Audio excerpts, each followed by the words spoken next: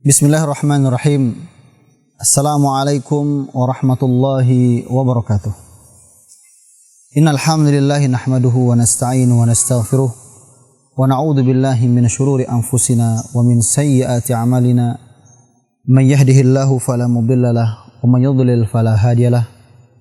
Asyhadu an la ilaha illallah wa asyhadu anna Muhammadan abduhu wa rasuluhu la nabiyya ba'dah. Sahabat Quran Media dimanapun antum berada, Allah Subhanahu wa ta'ala berfirman dalam surah An-Najm, A'udzu billahi minasyaitonir rajim. Bismillahirrahmanirrahim. Wa anna laisa lil insani illa ma sa'a.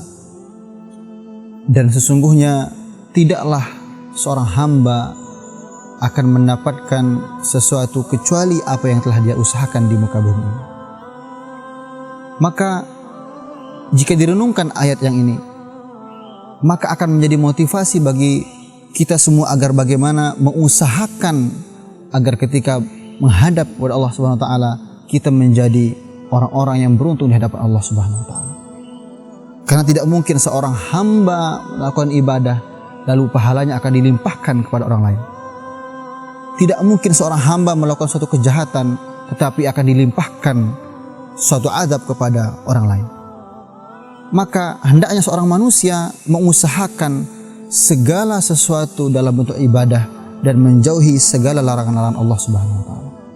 Maka mari kita sama-sama mencermati hadis Rasulullah SAW agar kita bisa mengusahakan segala bentuk usaha kebaikan untuk menghadap Allah Subhanahu wa taala. Dalam hadis yang diriwayatkan oleh Imam Muslim, Rasulullah sallallahu alaihi wasallam bersabda, "Idza matal insanu inqata anhu 'amaluhu illa bi thalath. Shadaqatin jariyatin aw 'ilmin yuntafa'u bihi aw waladin shalihin yad'u lahu." Sesungguhnya jika meninggal seorang hamba, maka akan terputus seluruh amalannya kecuali 3 hal. Yang pertama, shadaqatun jariyatun. Sedekah yang pahalanya akan mengalir sampai hari kiamat walaupun orang tersebut telah tertidur di dalam kuburnya. Lalu yang kedua, ilmu yang bermanfaat.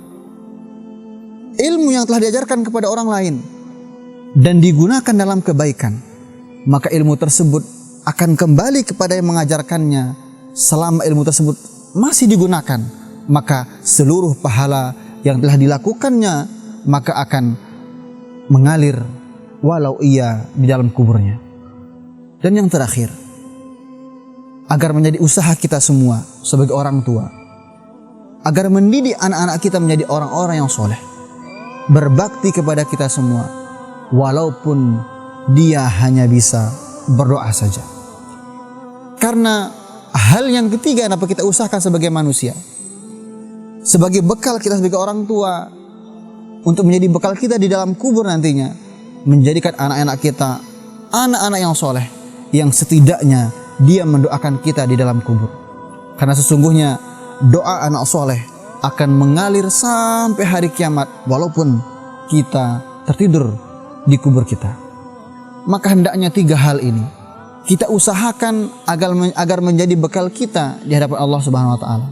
Karena sesungguhnya 3 hal itu bisa kita usahakan dan akan menjadi bekal kita di hadapan Allah Subhanahu wa taala. Semoga uraian hikmah yang singkat ini dapat menjadi bekal untuk kami secara pribadi dan bisa berguna untuk kita semua. Maka akhir dari uraian hikmah ini kami ingin menyampaikan bahwasanya Allah pun telah berfirman yang mengatakan dalam Al-Quran, "Wa may ya'mal mithqala dzarratin khairan yarah wa man ya'mal mithqala dzarratin syarran yarah. Dan tidaklah suatu hamba melakukan suatu kebaikan sebesar biji dzarrah, tidaklah hal tersebut akan dipertanggungjawabkan di hadapan Allah Subhanahu wa taala. Dan tidaklah suatu keburukan walaupun sebesar biji dzarrah kecuali akan dipertanggungjawabkan pula di hadapan Allah Subhanahu wa taala. Wa akhiru da'wana alhamdulillahirabbil alamin. Wassalamu alaikum warahmatullahi wabarakatuh.